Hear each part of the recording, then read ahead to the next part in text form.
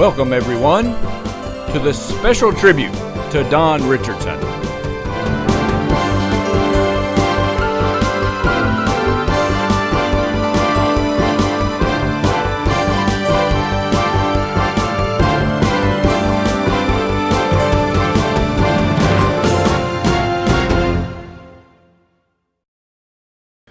And thank you guys for coming out to an exciting and special night to celebrate Coach Don Richardson's birthday and many achievements and the things that he's been a part of your lives and my life.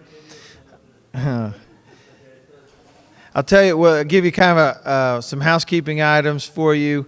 One, the restrooms, that's an important one, is if you go out these doors on the left and then make a left, they're out in the hallway there. You find restrooms. We're going to actually have Coach's grandkids going to have a chance to speak first. That's the first thing we're going to do tonight. Once we do that, I'm going to ask, my dad's going to come up and do a blessing, ask an invocation and a blessing on our food. Then we'll eat. And Leanne said it best. She said, then it's a roast. I mean, the mic's open and people can have opportunities to share. While you're eating and doing some of those things, there's some memorabilia, a lot of stuff up here to go through and look at and just to relive some memories. But we'll start with the grandkids first. If you guys got an order, I don't know who's going first. All right.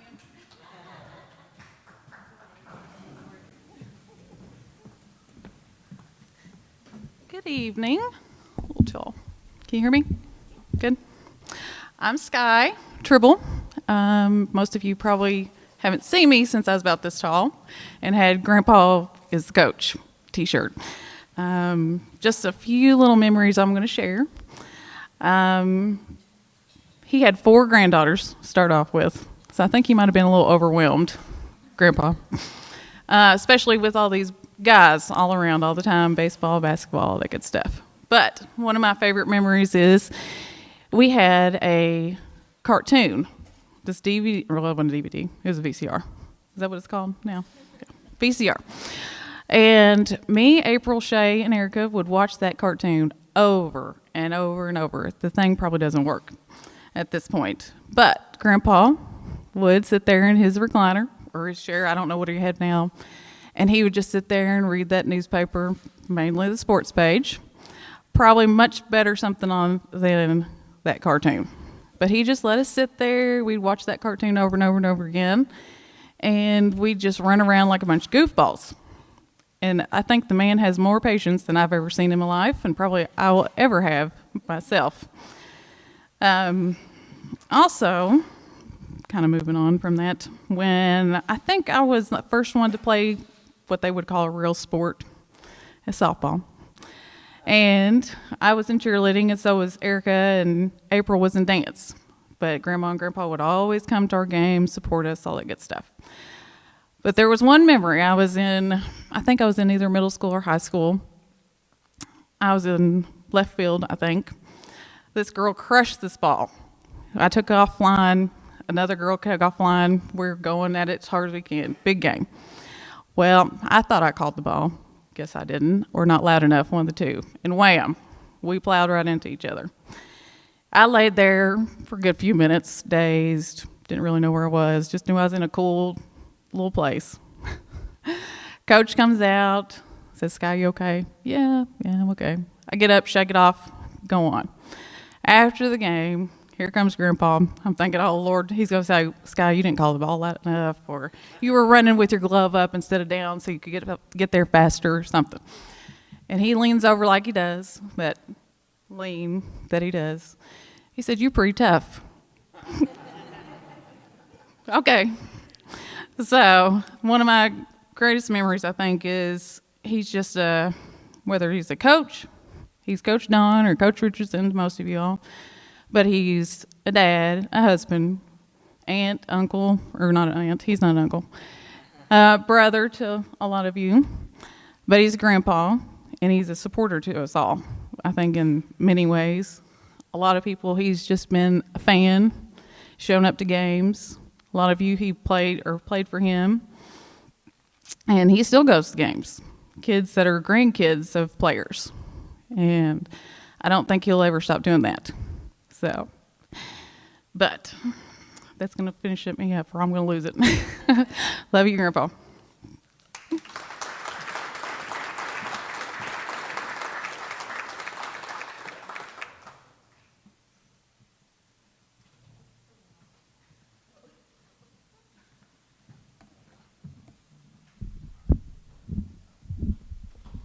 How are you all doing? I'm Chris Browder. I'm Leanne's son. Don is my grandpa. And I was thinking earlier, I think that's the first time that he's ever heard me call him Don, probably. But I just wanted to say a few things, because most of you all, a lot of former players, people that knew him when he was a substitute teacher, and he played a different role for you all than he did in my life, obviously. And in my life, he's been a teacher also, but it's been in a much different way. Now, Pawpaw has given me a few lessons. He'll tell me what's right and what's wrong, so he doesn't shy away from that. But I don't know if he knows how much he's taught me when he's not trying to. Small things, the tone in his voice when he talks to strangers, that makes them feel like they found a long-lost friend. The pride and confidence he has in himself that he doesn't have to verbalize or talk about, but everyone can see it. His impeccable timing on his endless repertoire of jokes he has, and just how much he loves his family. At our house, every Christmas morning, we have a tradition. Me and my brother wake up, and first things first, before we get to go look at our presents or anything, we go wake up our parents. They call Nana and Pawpaw, and who are already up and ready, of course, just waiting. And they'll come down to the house, and when they get settled in, and I'm still saying they because we know that my grandma's always with Pawpaw. When they get settled in, then and only then are we allowed to come downstairs and see our presents. And so we'll be waiting upstairs, and they'll yell for us, come on down, and we'll come flying down the stairs and start ripping into all our gifts. But the amount of joy that Pawpaw gets just from being there, from seeing us happy, how happy that makes him, is so much more important and has meant so much more to me than any Christmas present ever has. So, love you, Pawpaw. Happy birthday.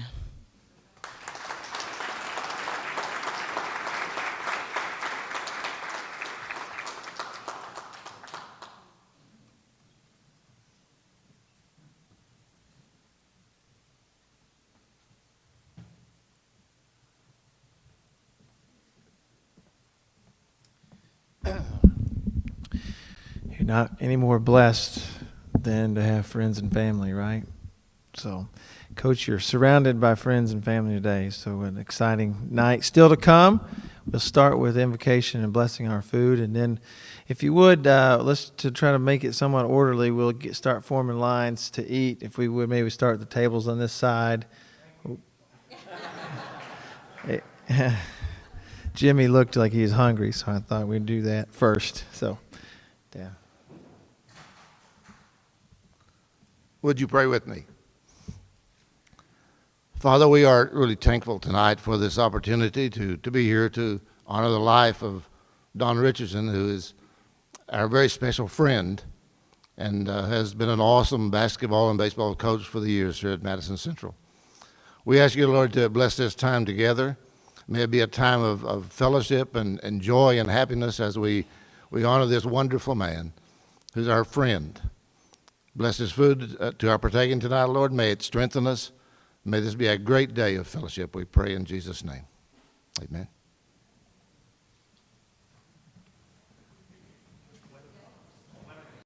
I'll share with you just a couple things. I was thinking about this. I told my wife, I said, we ought to try to do something. And she got with Leanne, and Leanne said, hey, they got the perfect timing for this. But I said, so many times we wait too late. We wait till somebody is not with us anymore. To be honest with you, we talk about all the things they meant to our lives. And I was telling her, when we were in Mount Sterling, I was telling her stories, different things that Coach would say, and, lay down with dogs, and get up with fleas, right? And I was telling that with our kids. And of course, and I think he knows a little bit of this, but of course we all try to talk the way he says it. So I would share with her in my best Don Richardson impersonation the different things he had said to us throughout life. And so she is at the stockyards. She was the leadership Montgomery County director, and she's at the stockyards in Mount Sterling. And she's got her group over there, and she's standing at the desk there getting ready to pay for their meal. And she hears a guy beside her come up and place his order. And she whirled around. She's never met him in her life. She turned around and she said, "You're Don Richardson." And he turned around and he said, "Well, yes, I am." And so from there, they got to know each other and began to talk a little bit. And she told him who she was. And I thought, what a testimony, because as I started thinking about it, people from all walks of life, lots of places, lots of connections, know Coach Don Richardson for the things that he taught them, both about baseball and basketball, and hopefully more importantly, many of the things he taught them about life. So we're going to have a chance to share a few stories. I asked Mark to kick us off, and Mark, if you'd go with that. I'm going to have to lower this mic. All right, well, it's funny because I know most of you all, and whenever former players get together, it doesn't even have to be former players. It can be anybody from anywhere. They find out you're from Richmond and you went to Madison Central. Everybody has a Don Richardson story. And it's typically not one Don Richardson story. You very rarely get to hear a new one. So hopefully I can share a couple of them with you tonight. I don't know whether you've heard this or not. So I was fortunate enough to get to play for Coach Richardson and then to coach with Coach Richardson for a few years. And a couple of stories that people seem to like. One of them was baseball. In 1991, we were fortunate enough to win the regional tournament. A lot of stories with that. We went to the sectional tournament. Back at that time, they didn't have a Sweet 16.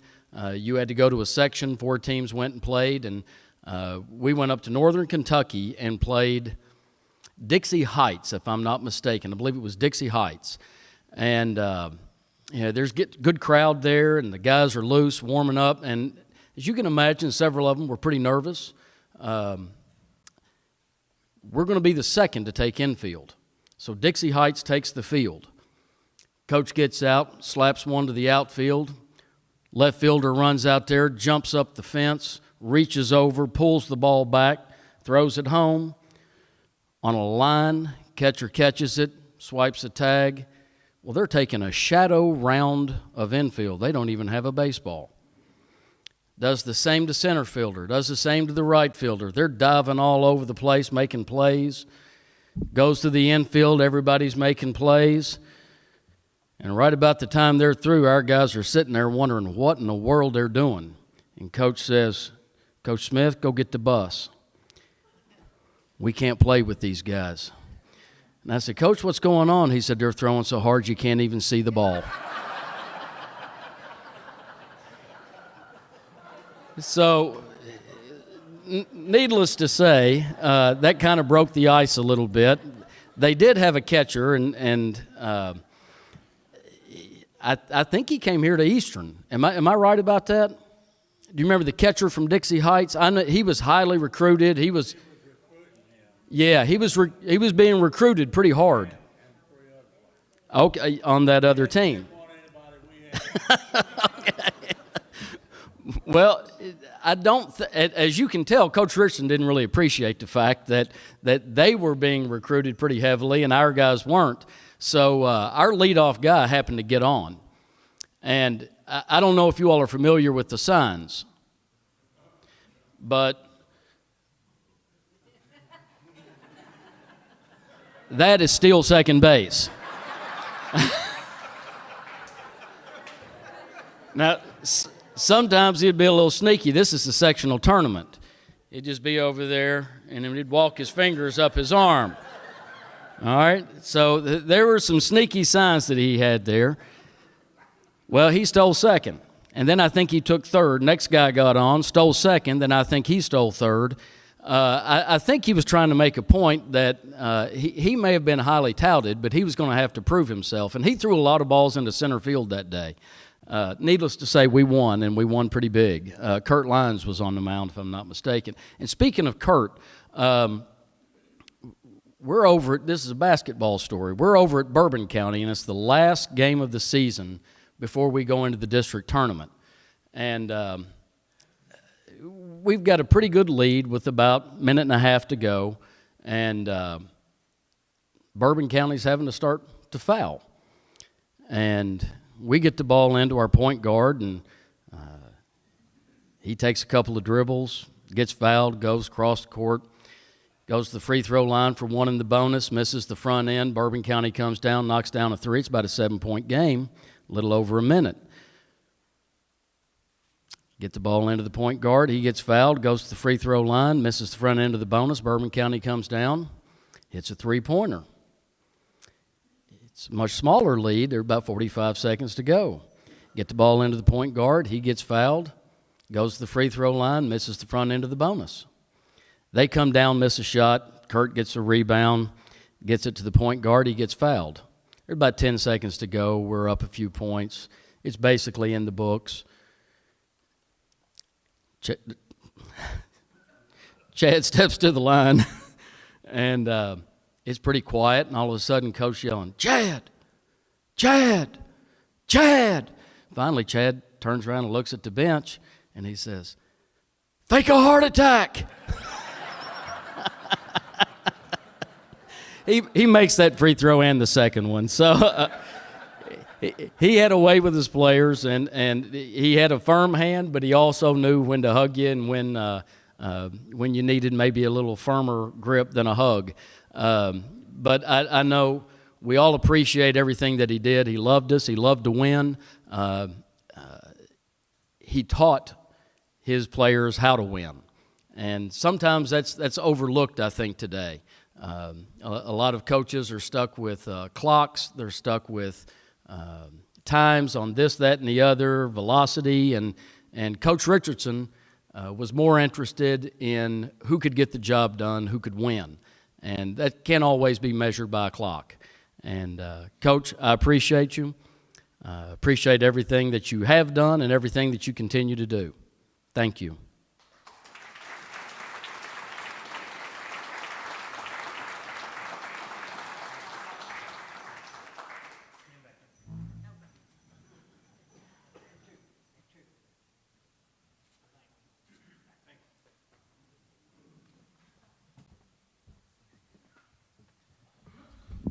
Next, I have Coach Mac Whitaker come up, and I'll tell you, this is a rivalry here of teams, and we're in Mount Sterling again, and I'm talking with Phil Risen, and Phil's telling me, he said, "You know what, I had a story with Coach Richardson," and I said, "Well, what was it?" And he said, "Well, they're at Harrison County." He said, "I'm umpiring," and said, "There's a bang play, third base."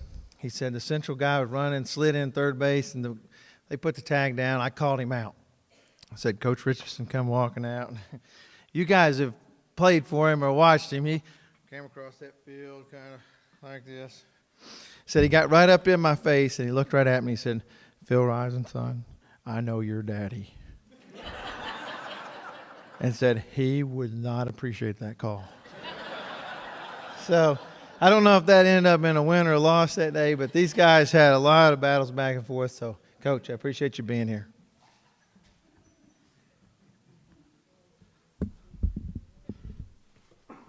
Hey, buddy. How you doing? Don is the father of high school baseball in the state of Kentucky. And I think I was his child, and he took me to the side and helped me, and I'm still coaching, by the way, 38 years, and it's a lot to do with what he did for me when I first started. He would take me to the side after they'd beaten us to death, after a ball game, and we would sit down and talk for 20 minutes, and his team would be on the bus waiting for him, and he'd still be in the dugout talking to me and explaining to me how this works and how that works. And I, being a young coach, I wanted to know everything. How in the world do you get your kids to steal bases like that, and how do you get them to perform the way they do? And we played many times, and he would always, no matter if it was at Central, at Harrison County, he would take the time to sit down and help me become a better coach. And that's what makes him so special. He over the years, the way that he coached high school baseball was better than most any college in the state, in the country. His teams were trained so well, performed so well on the field, no mistakes, mentally, physically. It was amazing. And then when he put the pitchers on the mound, and they could throw it in a teacup. They weren't always the best, but he had them trained. They could throw it in a teacup, and it was just so tough to compete. And it took me a long time before I could ever, figure out what to do and how to treat the players. And the big thing was how do you get along with the parents and what you got to do and all the different things it takes to be successful at any sport. And then he started coaching basketball, and he did the same thing coaching basketball. And then, lo and behold, I got 2 daughters, and I started coaching basketball.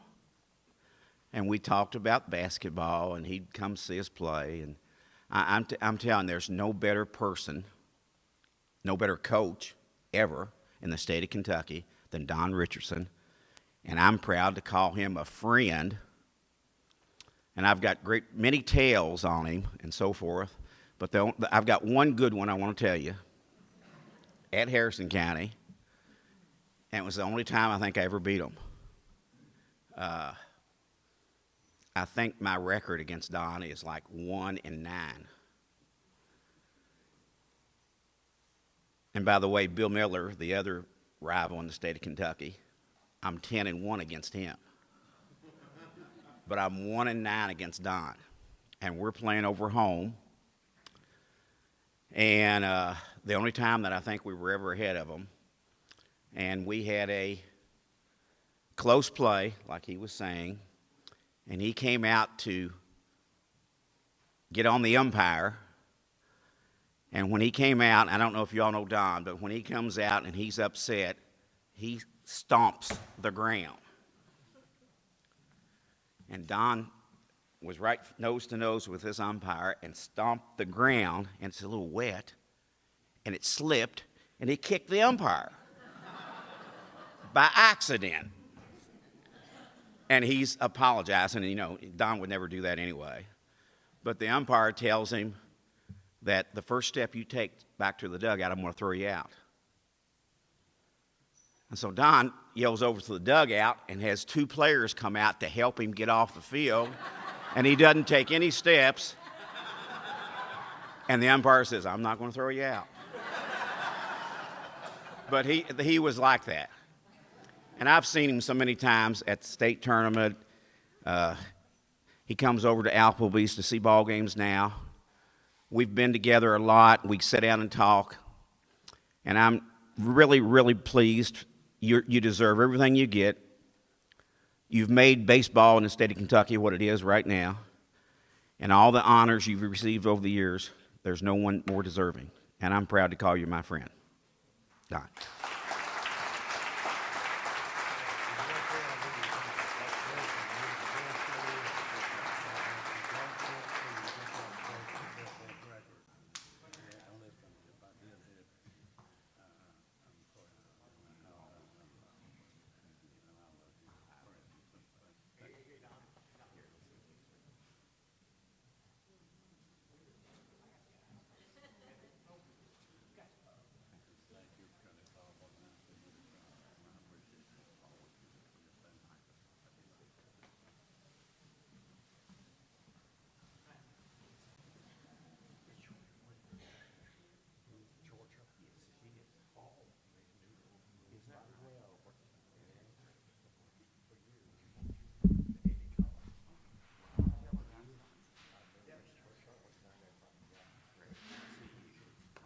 They motion me up here. Thank you, Mac. Mark, you hit the nail on the head on a lot of things. Appreciate that. Mindy, Jerry, thank you all for this evening. We are blessed to be here. I was thinking about that. Where else would you want to be on a Saturday night telling tales from the old games and so many decades represented here, having Don as a coach for many of you, a student, player, and a friend. I think we all represent all that, so we're really blessed to have you and see you here. Well, I won't keep you long on what I have. I know there's other players that need to talk, and I know they want to jump up here, and they got some funny things to tell because I've been listening to a lot of it in putting Don's book together. We've been working on this book for nearly 2 years. When we started it, we met at Ryan's. I think we have had lunch or supper just about everywhere in central Kentucky. It's been great. We go to Michael's now in Irvin a lot. Don loves Michael's, and I'm a big fan too. But anytime we go, we think of someone different that maybe we haven't caught yet to talk with, that we need to catch up to. And we've tried to catch a lot of people. They're either out of state. We've had trouble running into folks, but we've got quite a list of folks that have participated. And if we've missed any of you, and I catch you tonight, there's still time to get in the book. We are in process now of putting all the pages to the format the way a book will be kind of a 6x9 hardback color on the front and back, 8 pages of color in the middle. It's about 275 pages when it's done. The publisher said that he would like everything sent to him that we have by third week of January. Now, if we do that, we should have it. And by the way, I hadn't told Don this yet. I haven't seen Don for maybe a month. He probably thought I forgot about him. I just want you to know, Don, when I'm not around you, I'm working my hardest.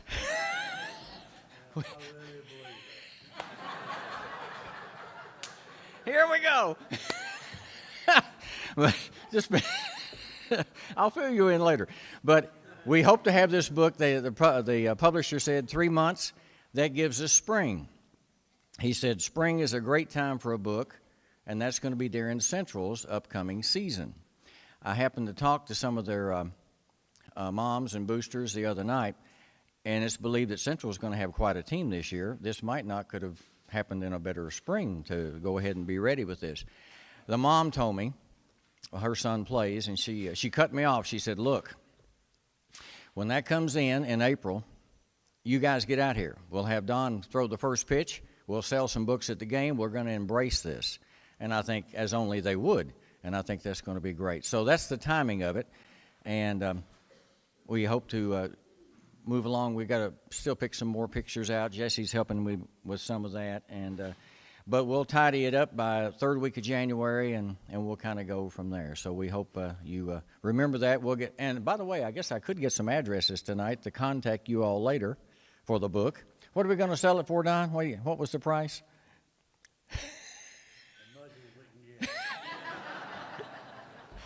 I think he told. Maybe $4.95. He told somebody.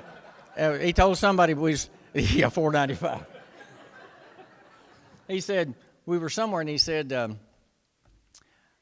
it probably ought to sell for $15.99, but we're going to sell it for $25, or something like that. So, but we'll have that ready, and it's been great. One thing too about going through all the decades and meeting with the players from the 50s, Don's first baseball team, the 60s, 70s, 80s, all the way up. I think my last one was Joe Roberts, 93, 4. That kind of seals it in with start to finish, and everything in between as much as we can. He may have won 962 games, for baseball. I've got to win all those again because I've gone through all these memories of talking to people and the basketball too. It's been a thrill, and sometimes you just sit back and, like Mac said, he's the father of baseball. There's no doubt about it in the state, and basketball too. What a job he did. Don, thank you, and this will be a highlight for you. It's already been a major highlight for me to work on this book, and I want to thank you for that. So we'll get it out for everybody. I'll let some other people talk.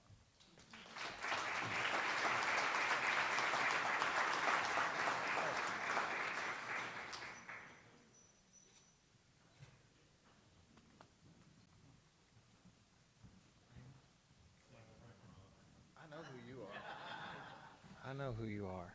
You got this.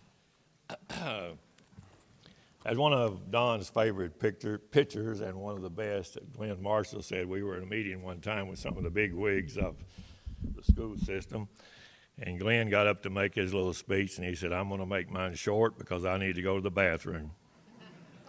So I know with as old as some of these people in here, you go a lot to the bathroom, and I'm certainly one of them.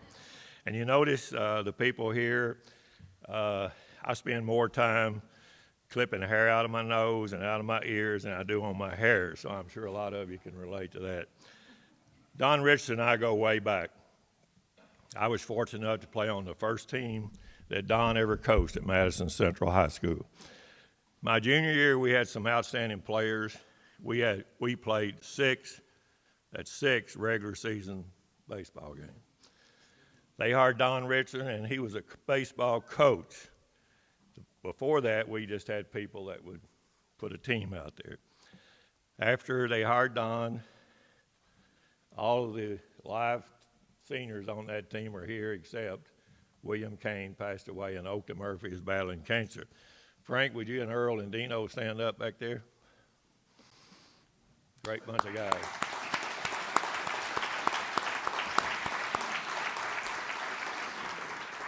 Our record that year was 28-4, and we got beat in the finals of the regional tournament because Frank Jones, he would throw the ball, and when it was in the front of the plate, it'd be a strike. By the time it got to the catcher, it was in the dirt. Unfortunately, we had a pass ball. And on the other side of it, we had somebody playing for Central that if we had had a fence and if we had been playing at University of Kentucky, we'd have won 7-2, wasn't it, Don? I think you had a couple balls hit a long way. But anyway, another thing I would like to say about that team, Jim Ward had not a damn thing to do with it. Some of y'all don't catch that, but Don and I do, don't we? But anyway, our friendship and relationship started in 58, 59. Later on, I was building a house out on Porter Drive, and I did my student teaching under Don. And, you know, most time when you do your student teaching, you know, they take about 3 or 4 weeks to kind of fill you in, you know, get you acclimated. And I don't know whether it was because of Don's confidence in me or whether he just wanted to get the hell out of the classroom. So I took over the first day I was there. And I really appreciate it because it made me mature. But anyway, I'm building a house out on Porter Drive, and they promoted Mr. Roberts up to the superintendent's office. Don came out it was in the summer, came out and asked if I would like to come and be his assistant basketball and baseball coach at Madison Central. Of course, to go back to the school where you taught and so forth, played for the guy, that was delightful. The only trouble was I hadn't graduated from college, and that was very difficult. I was on the 8-year program, and I think I was in the beta club most of those times, but maybe some days I wasn't. But anyway, we got graduated, and so I started working for Don, and we coached together, and I can tell you a lot of stories about Don, and I don't know, we played independent ball, we played high school ball, and Don was, a lot of y'all don't know it, but Don's been married twice. Leanne, I'm sorry. He was first married to baseball. He was a single man. He lived, breathed, baseball was his life. He had an old Pontiac, what year was that, Don? I don't know what it was. He wore it out, going, picking up players, contributing to their well-being. And he was just baseball was his life. So one day, a Sunday after we had played a Bluegrass League game, we'd always sit behind the old girls' gym out there. We'd always sit out there and reminisce. I'm sure probably Jimmy Kane, Frank, William Earl, some of the other guys, Kenneth Tate, Artie Ross, Carter Brandenburg, we were all sitting out there talking, and Don, he leaned over to me and he said, Raymond, said, you know, there's one place I'd rather be tonight. Where do you think that would be? And I said, well, that'd probably be up watching the Cincinnati Redlegs play. He said, no, I'd like to be down in Union City seeing Ann. So I knew his true love had now become Ann, and that's great. Don has been a great father, a great husband, and I think he is to be commended for that. And where's Mr. Whitaker? He's still here? I'm sorry to tell you, but I was looking through some old record books, Don. You'll be glad to hear this. I found 4 or 5 that had been lost, and he has 300 more wins, so he may have passed you. Also, we were playing. Really, while I'm speaking about Mac, Mac and I was talking. Mac thinks I heard you say that. Hey, he gave me $1,000. I'll share it with him. But Mac and I was talking earlier. A lot of people, and I think a lot of people that played for Madison Central probably didn't realize that Don Richardson put baseball in Central Kentucky on the map. If you played baseball at Madison Central before 1959, it was such a loss for you because baseball was not important. Don got everybody's attention playing baseball, as you can see, where we played 35, 36 games. And he was a very good coach. He lived, breathed it. We played, a lot of the guys that played on the high school team also played in the Bluegrass League. But a few funny stories, and I could tell you a bunch. But one of them, we were playing softball. And what was that umpire's name we didn't like, Don? Hurt. I thought you'd forget him. We were playing over there and Hurt, you know. I didn't say I didn't like him. Oh, you said I didn't like him.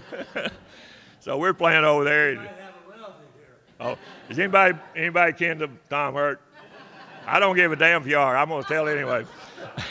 But anyway, we're playing there, and of course Hurt had made his usual bad calls. He never made a good one for us. So Don's pitching, and I'm playing first base, I think. And Don says, "Come over here, Raymond." He said, "We want to whip his ass now or wait till after the game." I said, "Let's wait till after the game." But we had a lot of good times together. And then after that, I did my student teaching on him, and I worked on him, and then we worked together for a long time. And it's been a great run, and no one deserves to be honored. Don's meant a lot to me. And on behalf of show my appreciation, I have a little gift for you, Mr. Richardson, that I always called him when I was playing. Here's 2 roll arena tickets for the game tomorrow and reserved parking, valet parking at the game.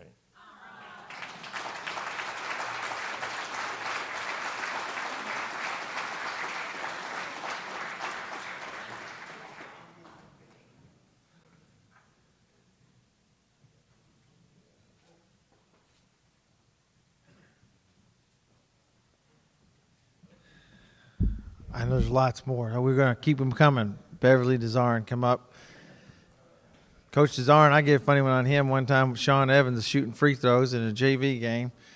He missed about 4 in a row, and Sean gets up to shoot, and he takes about 3 dribbles, and Coach Desarin yells out and says, "Turn sideways and hook it in." I don't think he did it, but.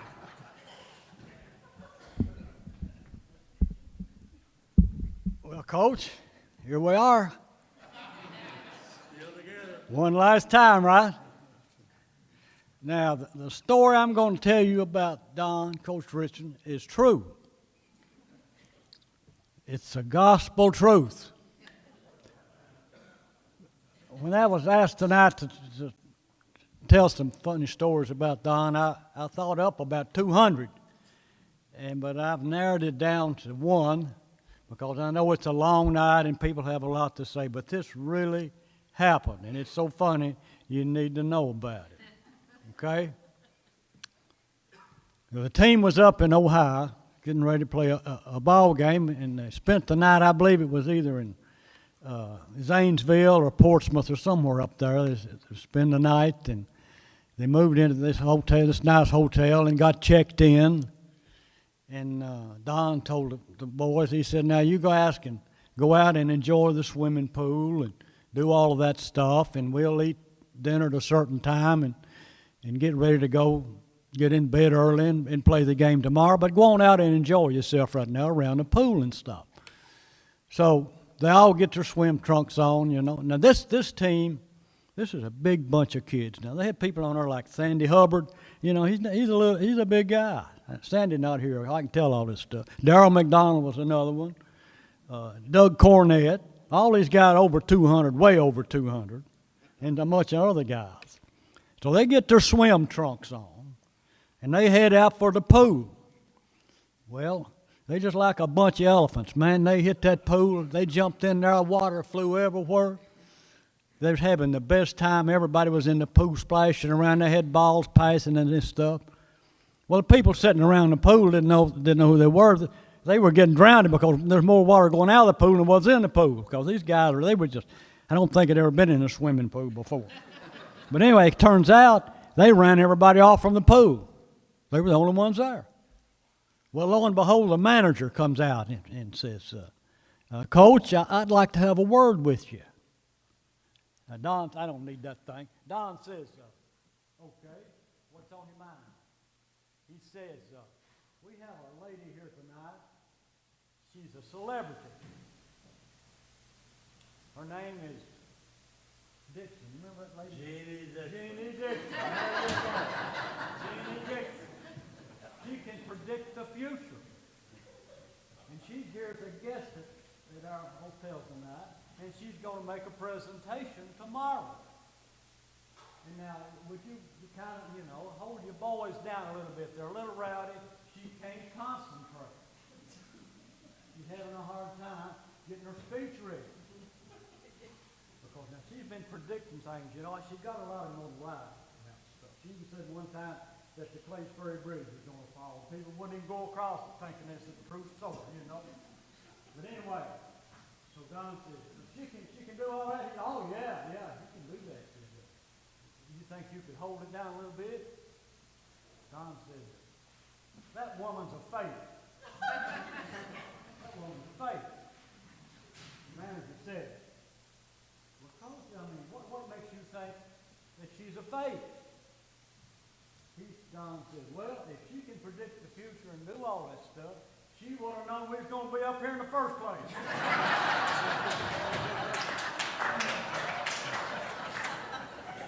Now, quick on his feet. Quick on his feet. But that's a true story, folks. If she could predict the future, she would have known we were going to be here.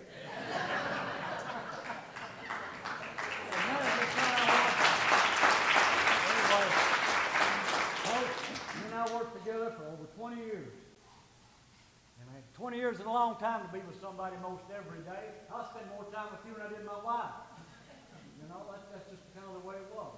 I started to say I was better looking than she was. I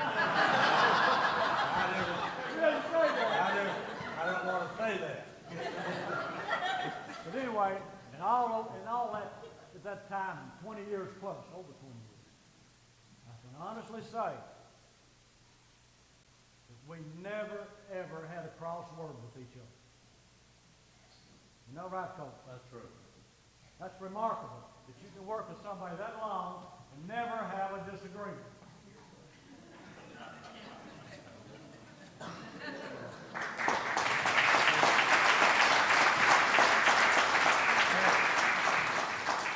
That may have been that we were just both dumb.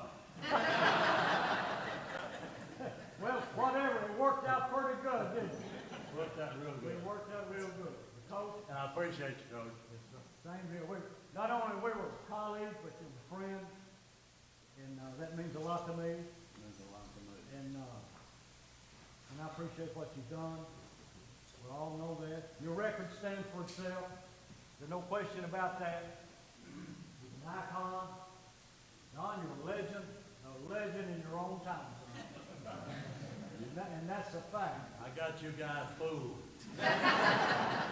Anyway, that's all I have to say, but Don, we're just glad that you're here. We can get together another time and enjoy the fellowship and stuff. I'm glad to see a lot of these former players here tonight. That means a lot to Coach. I know that. It means a lot to me, too, because I had a lot of you guys as well. So we just hope you enjoy the night. We wish you many, many, many more. Happy birthday. Thank you, Coach.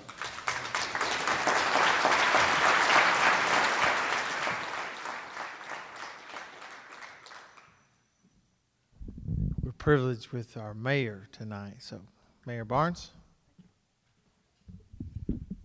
y'all didn't believe I played baseball, did you?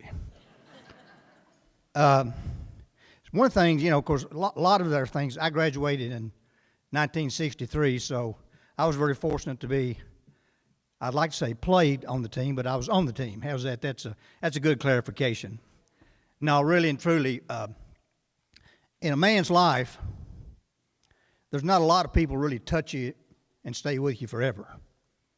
And I can honestly say that Buddy Roberts and Don Richardson has been with me since the 60s. I have the utmost respect for both of those gentlemen because I truly believe they helped me to be where I'm at today. They taught me how to compete, how to be a gentleman, and desire to win. And trust me, when you're in politics, you better have a desire to win. You know, I'm like, you know, I was sitting there thinking of Don, and I was a tenant farmer. My dad ran a dairy back in the 50s and 60s.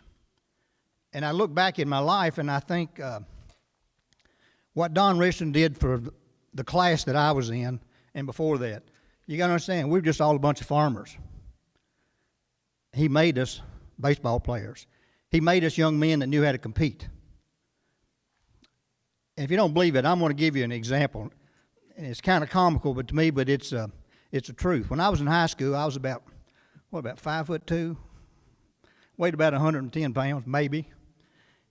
And one day we was practicing at Central, and boy, the wind was just blowing, and I never will forget this, and I'm sure he can't remember it, but there was another boy on the team named Bobby Jack Brandenburg. And Bobby Jack was about my size. And we're standing there, and I heard Don say, "Somebody put some rock in those boys' britches, that wind's going to blow them away." And I can honestly say that, you know, Don Richardson taught all of us character, respect, but the main thing, he showed us love. I can remember Bill Kane, Jimmy, when we'd go out to your dad's farm, and he remember we built that ball field, and we practiced out there. I mean, it was just a continuous family. The first time I was ever out of city of Richmond, Don Richardson took me at the YMCA to the Cincinnati Reds ball game. That was everlasting. Cook, you remember that? I mean, I don't know how many went, but I guess our whole team did. You know, what you did and how you touched us, you know, we can never repay you. I mean, I have the utmost respect for you, and I know the men and women in this room do. And I know I wouldn't be here without you, because you taught me things, taught me how to be a man, and I want you to know how much I really appreciate it. But I got to tell one story. Don't forget I get to talk after this. Well, maybe I'll pass on that story. No. I mean this, and I'm going to tell this because I always think about it, and it's rather funny. To me, it is anyway. We were playing Estill County, and I think it was about 1961. Now, understand, I was leadoff batter, and Bobby Jack was too, and it wasn't a hit, by the way. You know, we had a strike zone of about 6 inches, so Don, you know, I knew what the take sign meant. So we're in this heavy game with Estill County, and he gives me the take sign, so I swing at it. He calls timeout and comes up there and tells me, he said, "I need you to get on base." Okay, coach. So I get up there and they throw again. I swing at it again. He calls timeout. "Bring Eldon Campbell in here. I want somebody who can either swing at it or take a pitch." So that's the only time in my life I ever got in the game and got took out while I was batting. You remember that, Eldon? But Don, happy birthday to you.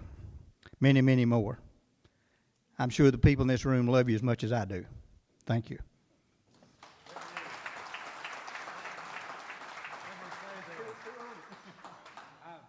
Let me say this. I've been working some for Jimmy, helping him to become mayor, and I want you to know, boy, you're getting heavy.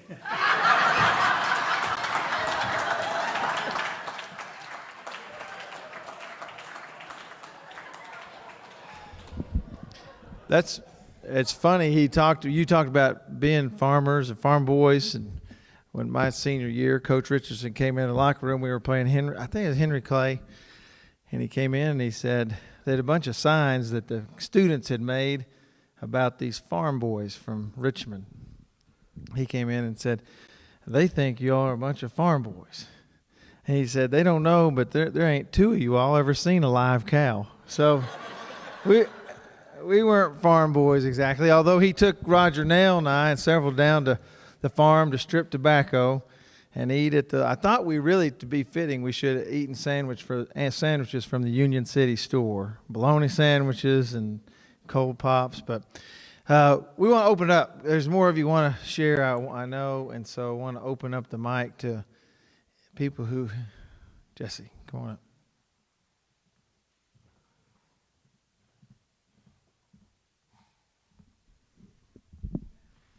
I'm going to tell something. It's not a sports story.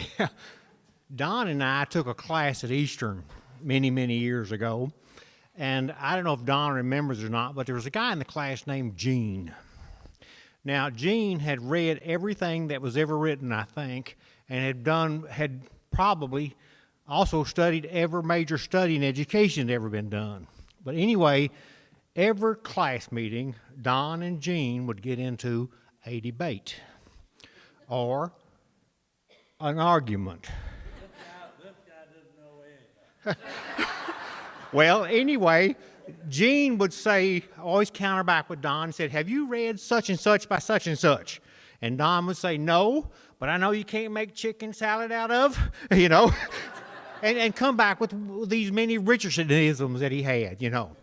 But anyway, one time they were in a big argument or debate, and Gene comes up with this big study that had been done and asked Don if he'd read it, and he said, no. He said, but my philosophy is simple. He says, I believe when you teach, you've got to put it down where those root hogs can dig it out and let those giraffes bend their neck. Well, that actually sums up a lot about Don because it tells you how much he loved people, but he especially loved people that needed help. And the first time I ever had a steak dinner at a restaurant, Don Richardson came by my house when I was in the 7th or 8th grade, I can't remember which one it was, and asked me to go with him and 2 other students down to Johnny Alden's restaurant. And that became probably one of my greatest memories that I ever had. But if you want to give Don a real tribute, just remember that there were so many kids that had nothing to do with sports in any way whatsoever that he cared about. And I feel like he cared about me. And every time he sees me, he tells me how much he cares about me. But he talks so much, I can't tell him how much I care about him.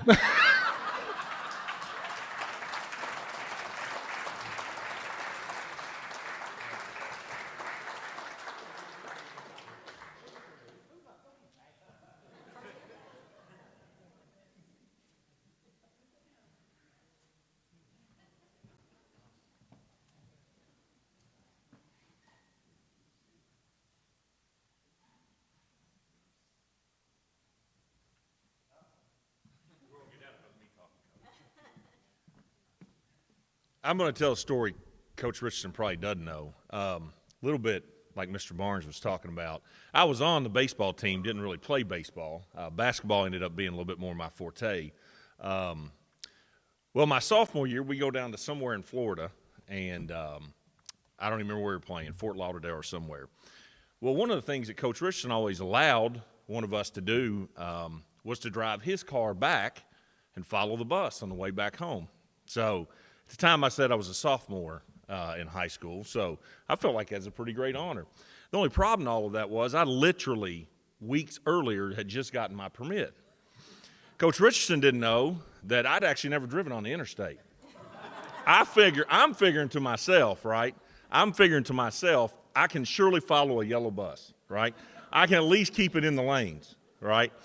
So Now, what I also didn't realize was that Coach wanted me to drive. I figured, look, worst case scenario, I got to drive maybe 45 minutes, right? Well, I drove from wherever we were in Florida to Knoxville, Tennessee.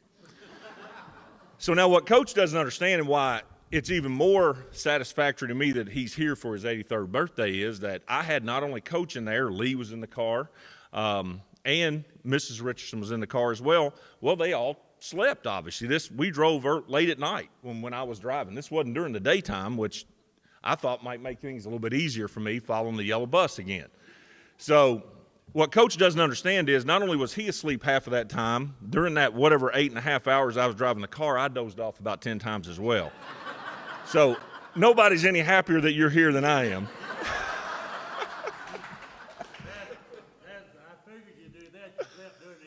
That's exactly right. That's right. I did. That's exactly right. You're exactly right, Coach. Everybody knows that's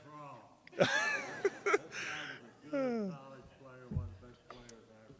Well, I appreciate Coach saying that. I will tell you, Jerry brought this up when we got here in basketball. The number 6 play. I think everybody in here played basketball knows number 6, right? We started every game off.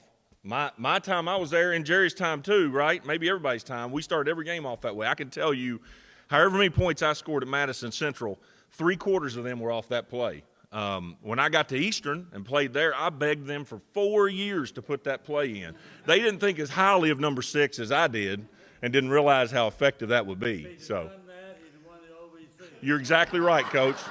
You're exactly right. There's not a doubt about that. I'll close with this too. We're all saying the same things because we feel the same way about Coach. I can tell you that, I use or think about something Coach has told me literally on a daily basis, and that's not a lie. From a leadership, teaching you how to be a man, how to be a person, competitiveness. I know that was brought up. Look, life's a competition, and the life lessons that I learned from Coach, he'll always be Coach to me.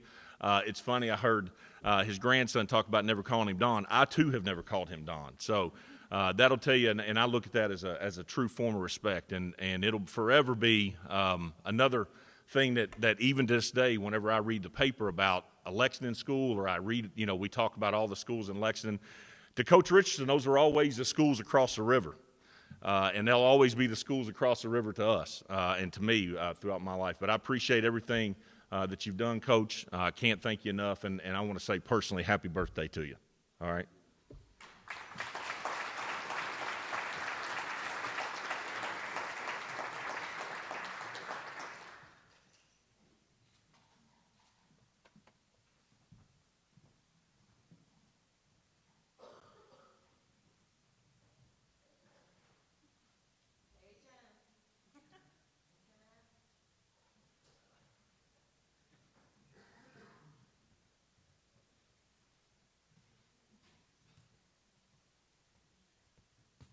Why she called on me.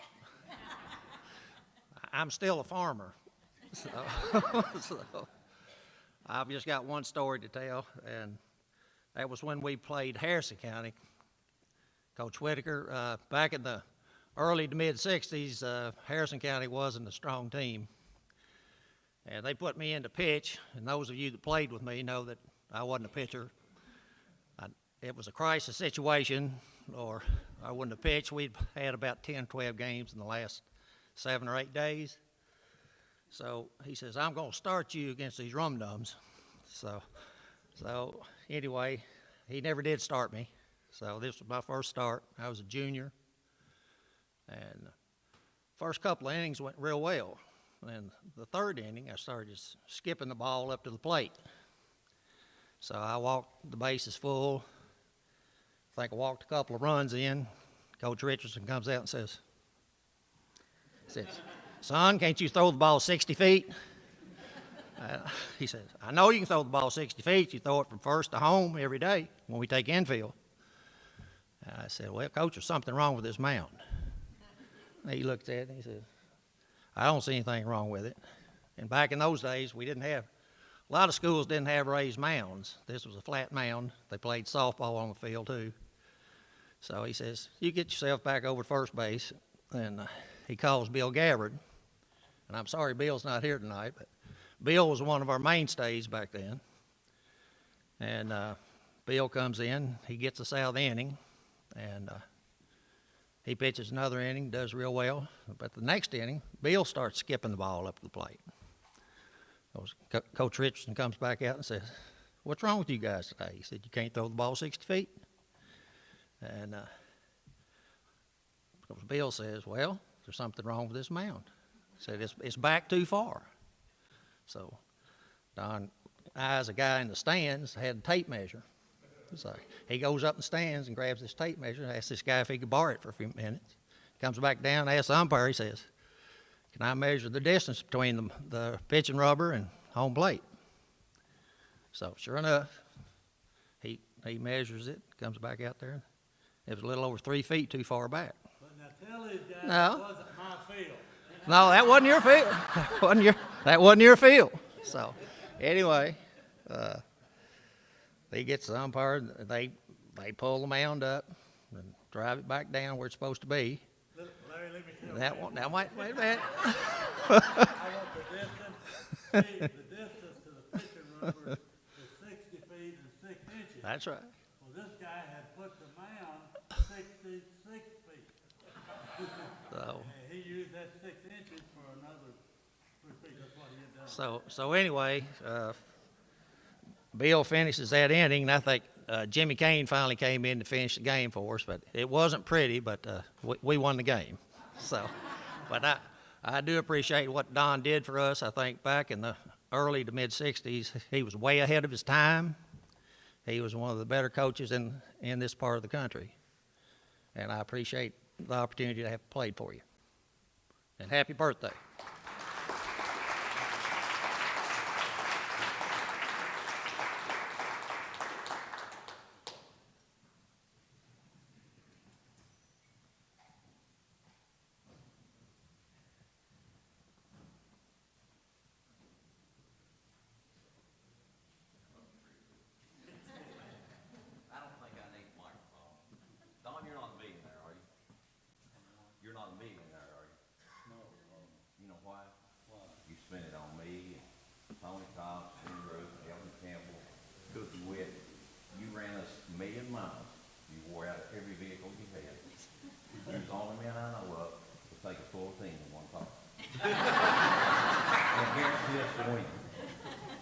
We played in every yard.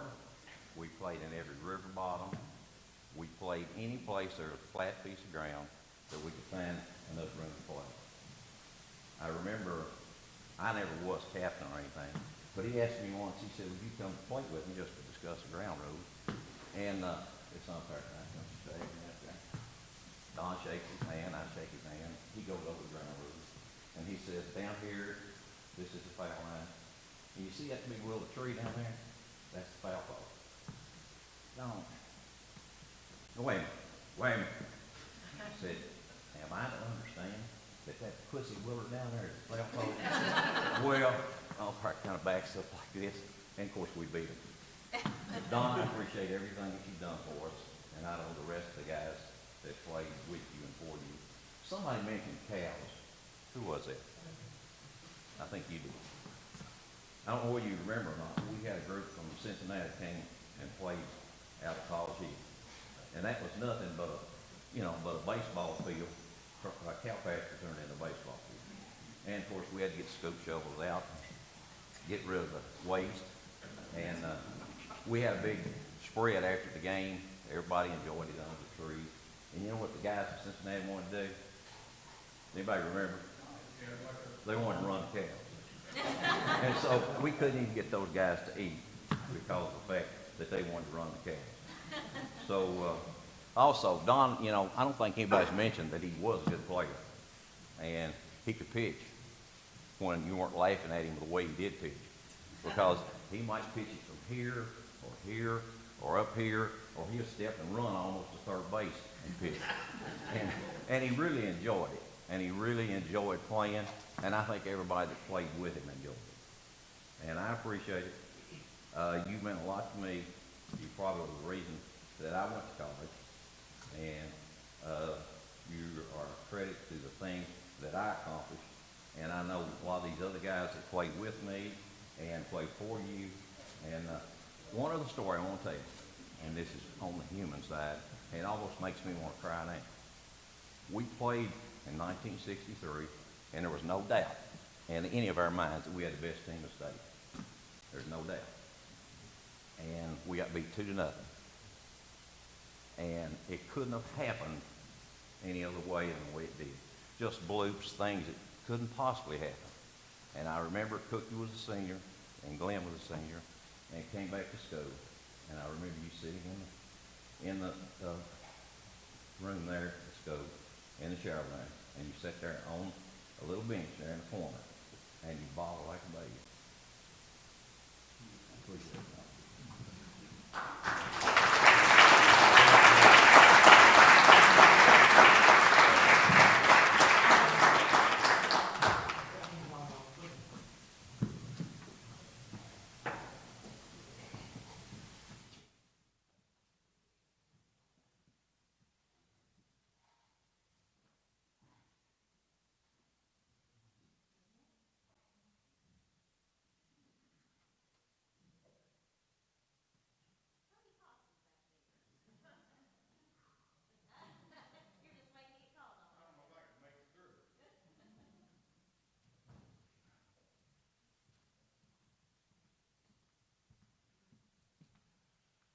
Well, first of all, happy birthday. Hope you have many more.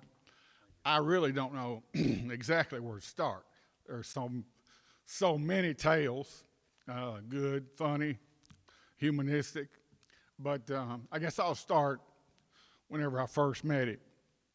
And of course, we were in Little League, and I lived in Richmond then. I wasn't in the county. And Don would come up there and watch all those games. And he would try to get all the county boys together on the same teams. And since I was a city boy, I wasn't on those teams then. But then the next year I moved, and we had a Colt League team, and we would get all the county boys on the team, and we would practice all the time. And we would practice like till dark. And Jimmy Kane and all them, Eldon, they all tell you the same thing. And we weren't that good at that particular time, but Don would instill perfection. I mean, you're going to make the play. If we didn't make the play, we'd do it till we did. And I always, looking back, that really helped me and made me really appreciate the fundamentals of the game.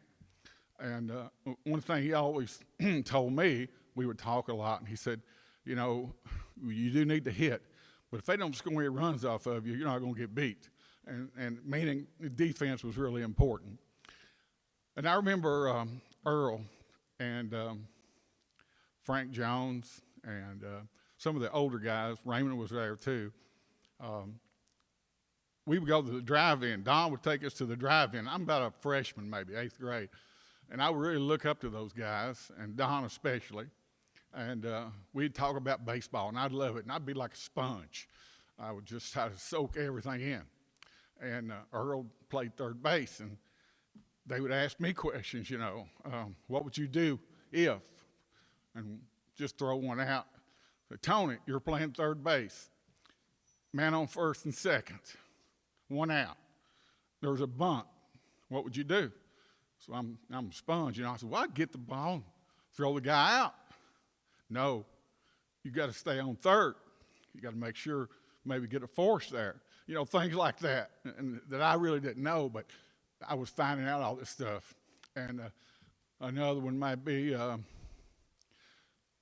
one out, man on third. You're playing shortstop.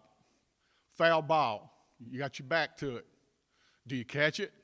Well, yeah. No, you don't. Score's tied. No, you don't, because if you catch it, you're probably not going to make the throw home. He's going to tag up. All these type of things. And I'm just absorbing them. And I just really enjoyed those times, you know, together. Then later on, we were lucky enough to go to the state tournament, first team to ever go from Central. And we would never, we had good players, but we couldn't have made it without the leadership that Coach Richardson gave us. And he was like a father figure to me. I had a great mom and dad. They taught me right from wrong, do the right things. But I had a support system through Don that really kind of got me over the hump. I mean, he was always there for me. He had that Dodge, that black Dodge, and he'd come by and get me on snow days, take me to practice, bring me home. I don't know how many times, buy my lunch, like Jimmy said. And I probably owe him quite a bit of money now, but hope he doesn't try to collect. But I figured you probably would. But he really did a lot for me. And I played with him, played with Don on the Sunday League team. When I was a freshman, we'd be playing against 20 and 30-year-olds. I played against him, coached against him, coached with him. This is a funny story. It just dawned on me. We're playing, Jared, this is when you were a senior. We're playing Lafayette in a regional tournament. Now, I'm the freshman coach at Madison Central. Beverly is in court. He can't go. Whatever you call it when he can't go. He can't go anywhere. So sequestered. So I'm the freshman coach, and that year, usually they'd send me out to scout or whatever, but we played at Frankfort, and I was sitting up the stands with my wife, and they said, Coach is not going to be there. Don wants you to come down and sit with him. Here it is, the biggest game we've ever played, playing Lafayette, and they are loaded. They've got a great team, but so do we. So, God, it was really hot and heavy, and the game was going back and forth, and looks like we're going to win. It looks like we're going to lose, and Don looks over at me right in the heat of battle. I think that one real good player was getting ready to shoot a free throw. Don looks over at me, and he said, boy, I love this. Just as cool as he could. Here I am, nervous, but he said, I love this. And it always kind of stayed with me. I really like that. And I could tell you a lot more, but I won't. But the main thing is, just like everyone else that's been up here, he teaches you so much about the human side, to be polite, say yes sir, no sir, just all the things that your mom and dad taught you. He reiterates those things, and what made me so happy is, everybody here is saying the same thing about you, and it's all true. So, good job, Coach, and again, happy birthday.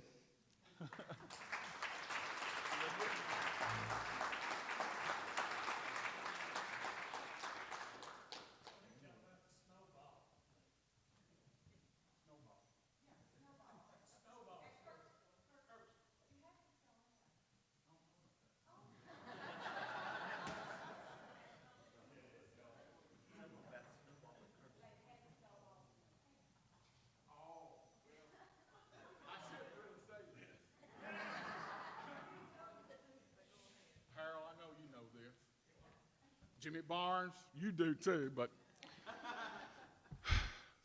Coach Richardson always thinks that his boys are the model. They never do anything wrong. He would stand up to them against anyone, no matter what the odds. I hate to admit this, but we would go on baseball trips, and sometimes when we stopped at the stores, we would load up with some candy and snowballs and Twinkies and stuff and put them in our pants and not pay for them. And every now and then the proprietor might say something about it. Don said, my boys wouldn't do that. There's no way, he wouldn't do it. But every now and then, Coach, we did do that, I'm sorry to say.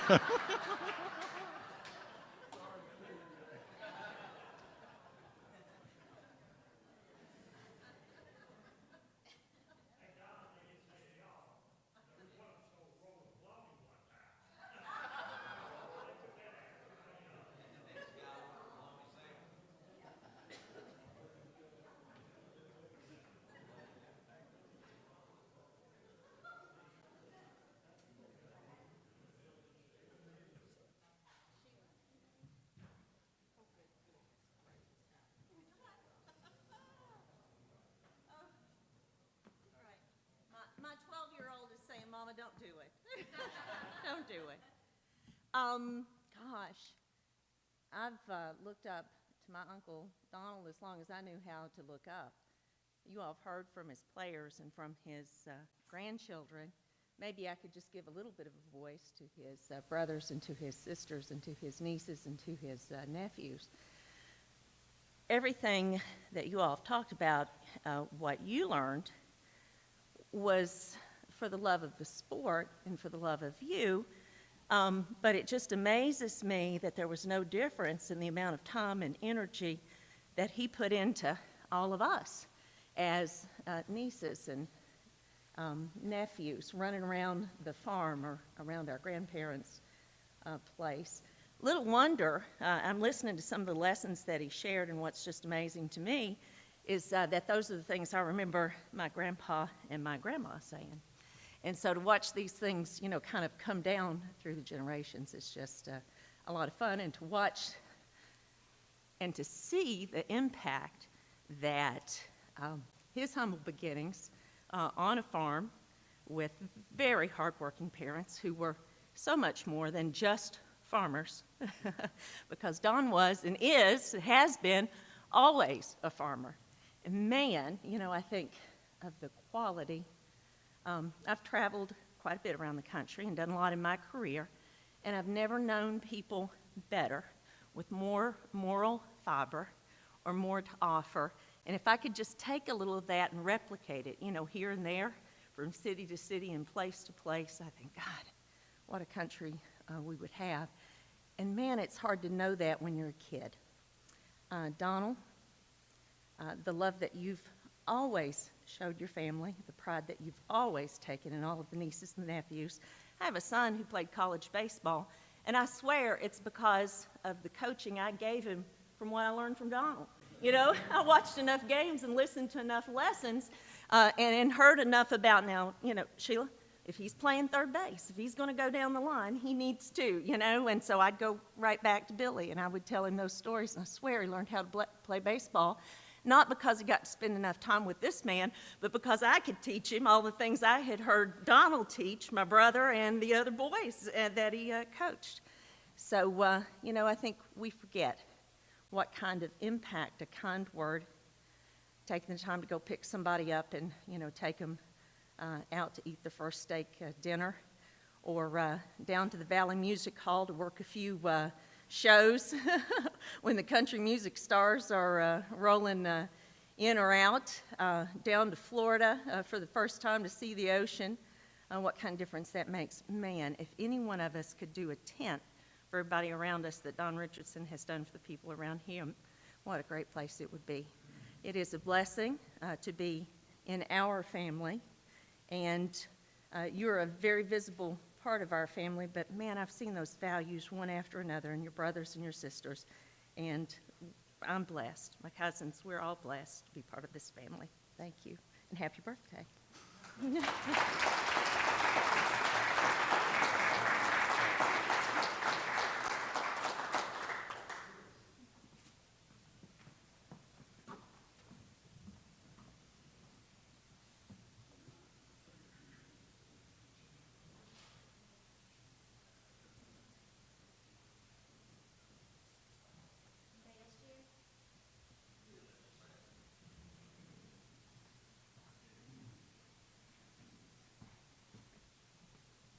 You all may have seen me when I stopped Mac Whitaker when he was leaving here a while ago.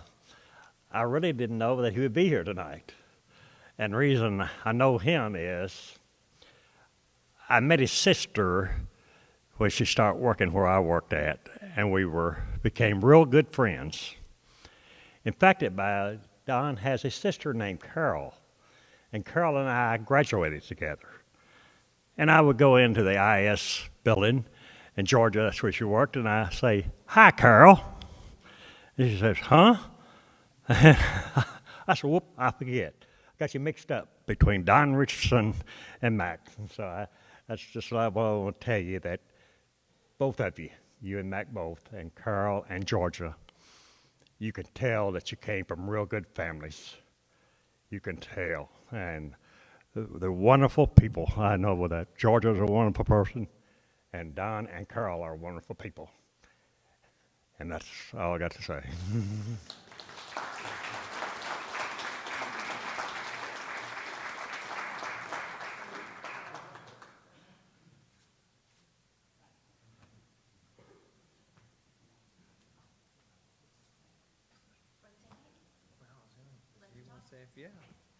Coach, you got the last word.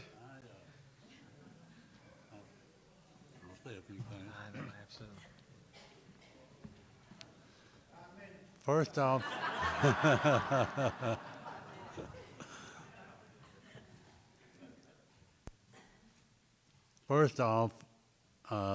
Christopher, my grandson, Christopher Wilder, said some things, and I remember Christopher is about to graduate from the University of Kentucky, and if he can hack it for another year, well, he's going to make it.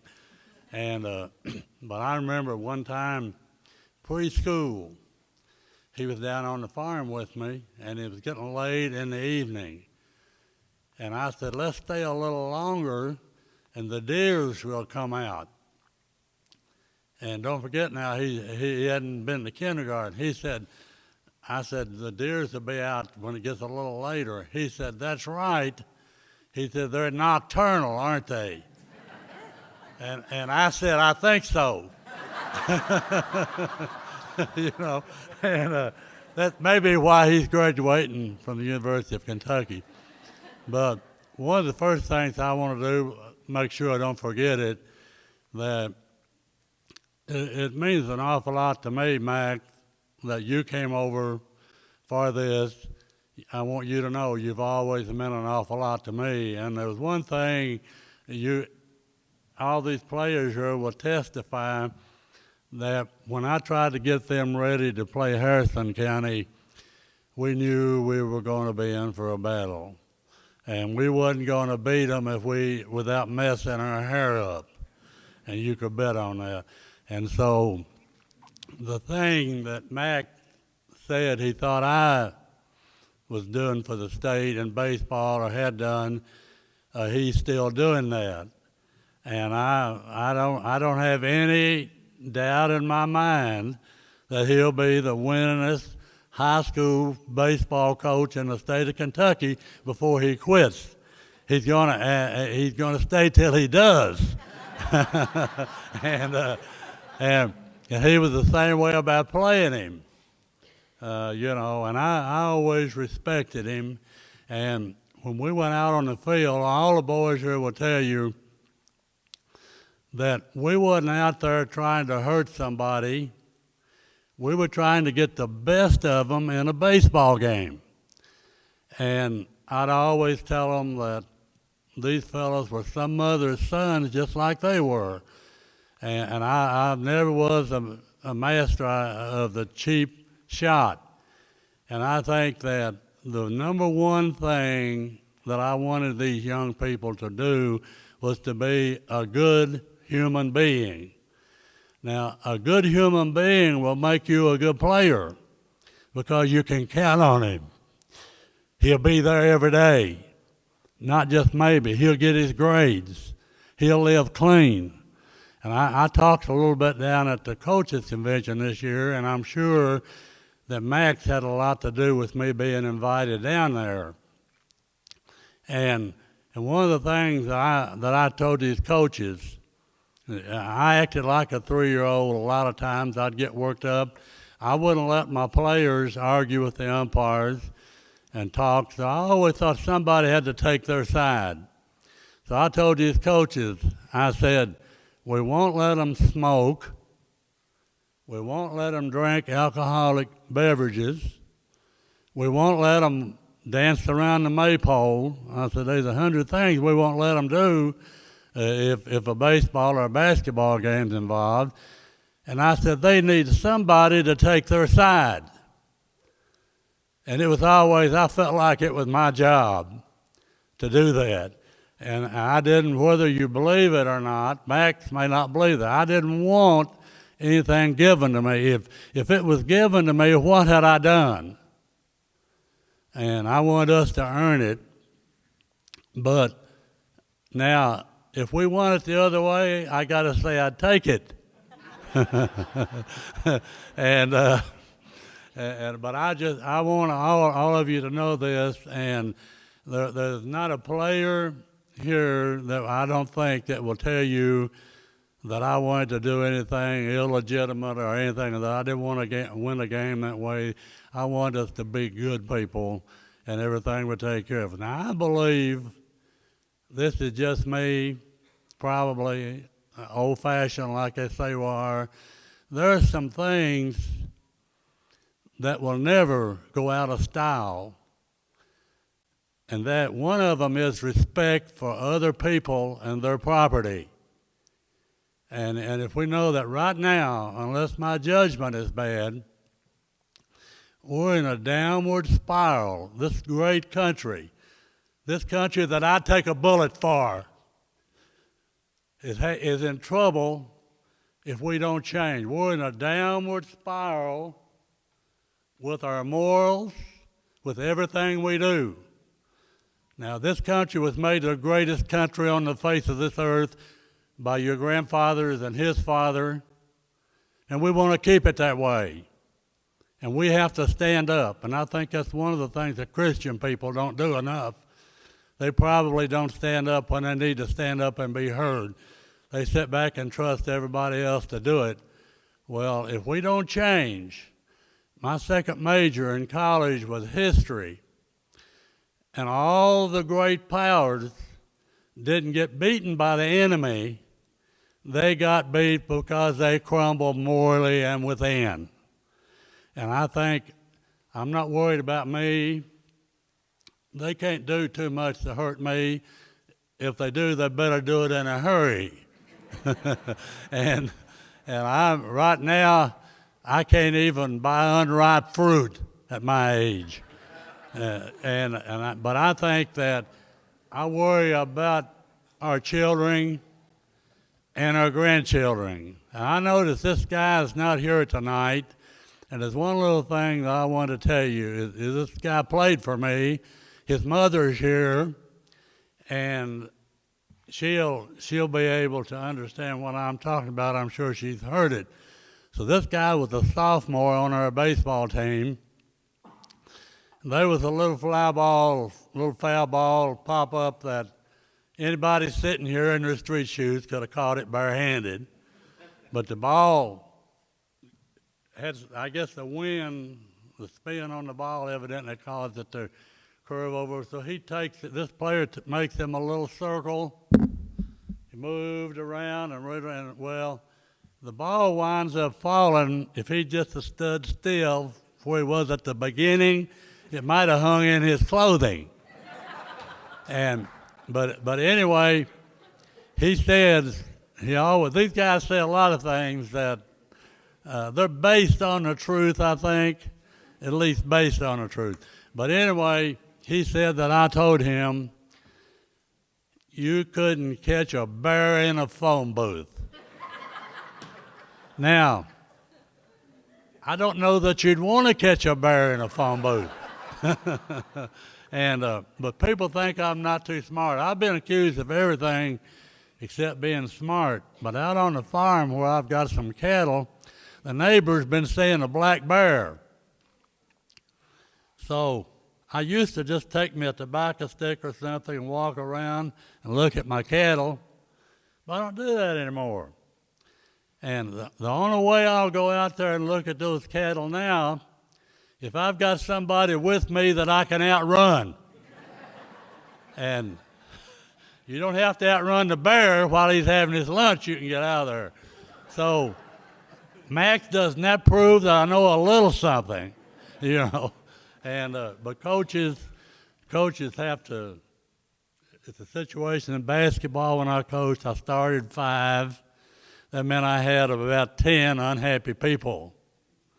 And in baseball, I had about 35 dressed, and I could start 9. And one of the reasons I got up here, I see a fellow sitting back here who was a coach when the year we were 40-0, and we couldn't have done these things without him.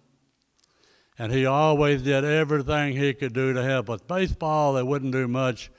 I could buy my basketball team a meal once in a while, but I couldn't buy the baseball one. So we ate we went to moon pie and the Coca-Cola route. And, but one of the things that I feel best about, it wasn't winning 960 baseball games. It wasn't being 40-0, but I live this life a little bit myself.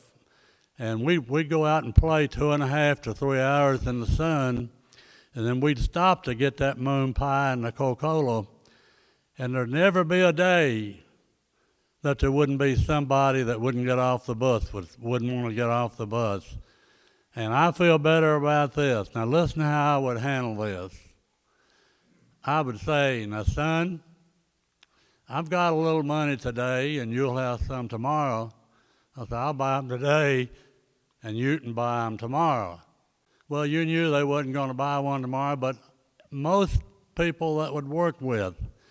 But every once in a while, there'd be somebody who had so much pride, they'd always say, I'm not thirsty. Well, if you've been in the sun 3 hours and you're a young boy, you're thirsty. And I knew that, and so occasionally there'd be one that wouldn't go. He'd just have so much pride. And I'd say, listen, if you don't go, nobody's going. So there'd be about 3 guys grab him and they'd say, you're going to drink one today. And I kind of wish Tony wouldn't have told me that.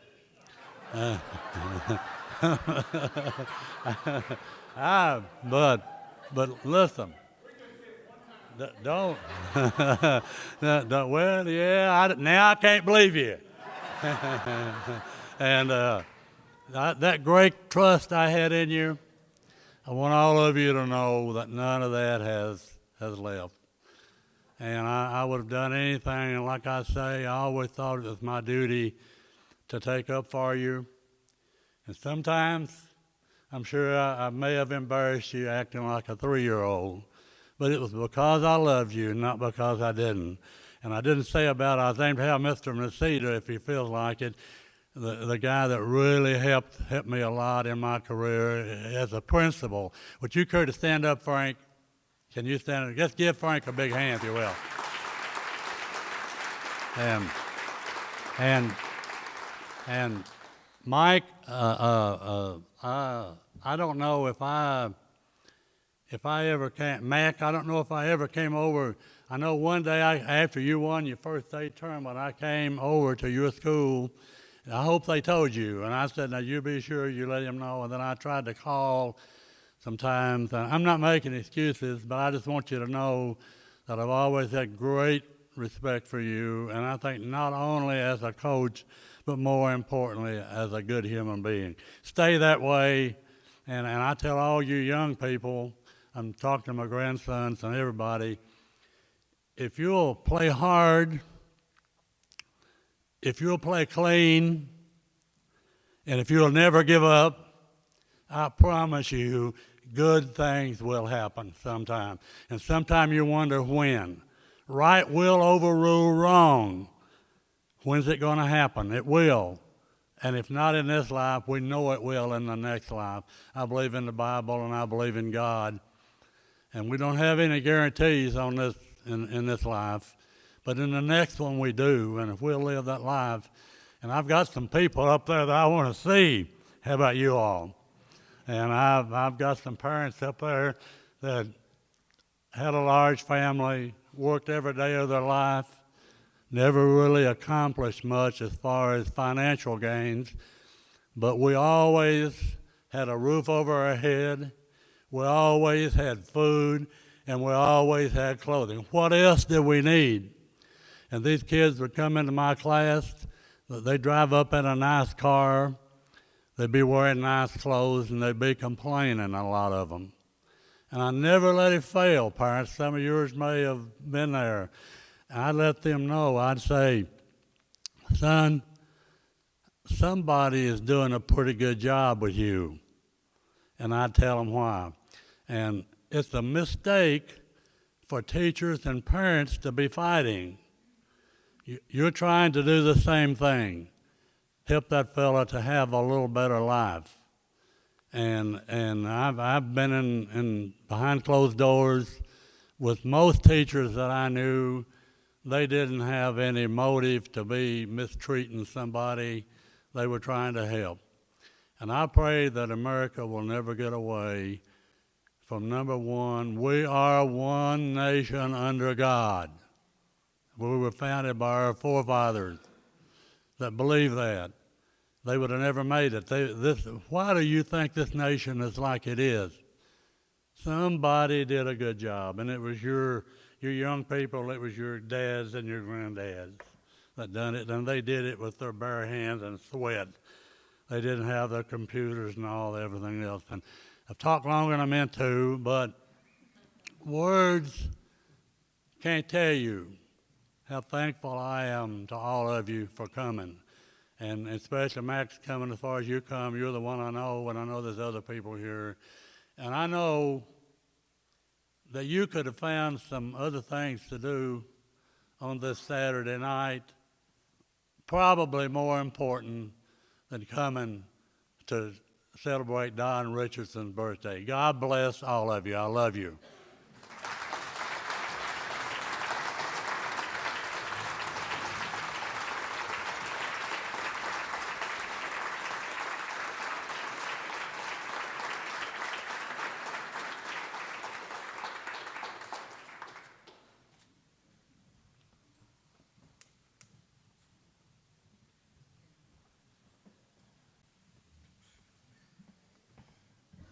Mindy just said sing happy birthday. No.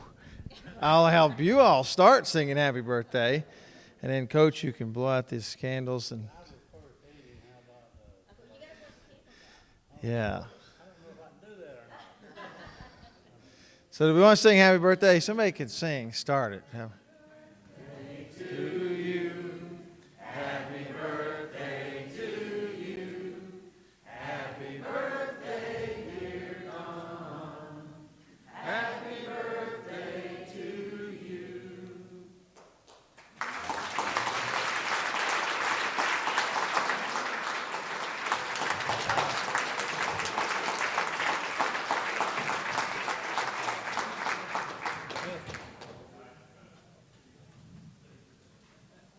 Sign language.